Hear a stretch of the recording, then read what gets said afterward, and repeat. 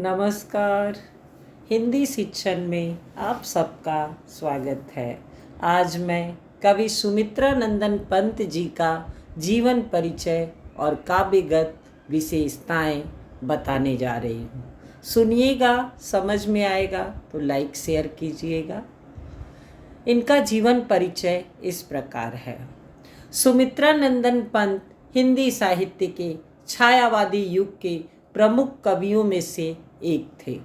उनका जन्म 20 मई 1900 को उत्तराखंड के कौसानी नामक स्थान पर हुआ था।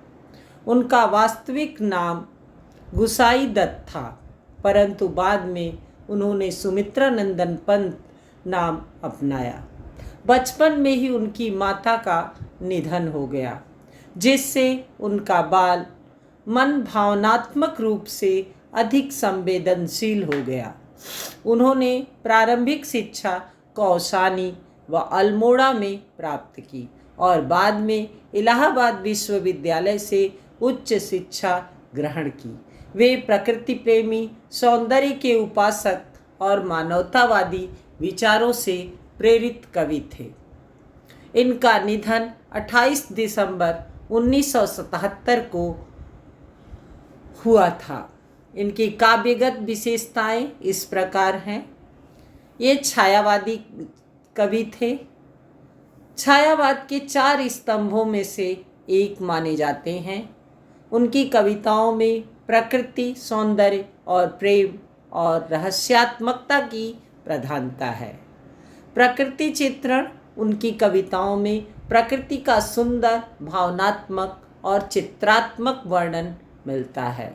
हिमालय, वसंत, फूल पत्तियाँ, नदियाँ आदि इनके प्रिय विषय रहे हैं।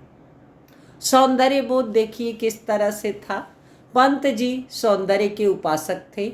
उनके काव्य में आंतरिक और बाह्य दोनों सौंदर्य का चित्रण मिलता है। दार्शनिकता और आध्यात्मिकता उनके काव्य में विशेष रूप से उत्तर काल में दार्शनिकता और आध्यात्मिकता की गहराई देखने को मिलती है। मानवतावाद पंत जी ने अपने काव्य में मानव की पीड़ा, संघर्ष और उनकी आत्मा की आवाज़ को प्रमुखता दी है। अब देखिए उनकी भाषा शैली कैसी थी। उनकी भाषा संस्कृत निष्ठ, भावपूर्ण और संगीतात्मक थी। उन्होंने हिंदी को काव्यात्मक गरिमा दी है।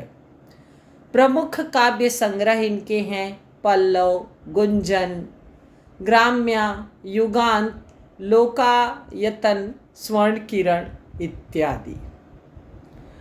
अब मैं अगले वीडियो में जिन कवियों का मैंने जीवन परिचय और संक्षिप्त प्रकाश मैंने आपको बनाया है आप लोगों के लिए कि आप लोग उनके बारे में जानिए। मैं ये जैसे ही पूरा होगा जीवन परिचय, सारे मेरे प्रसिद्ध प्रमुख जो कवि गण हैं, उसके बाद मैं उनकी कविताओं को अर्थ के साथ वीडियो बनाऊंगी। सुनिएगा। अभी पहले इन लोगों का परिचय जानिए, समझिए कि इन लोगों ने किस तरह की कविताओं को जो है लिखा है। धन्यवाद। फिर मिलते हैं अगले विषय के साथ अगले वीडियो में।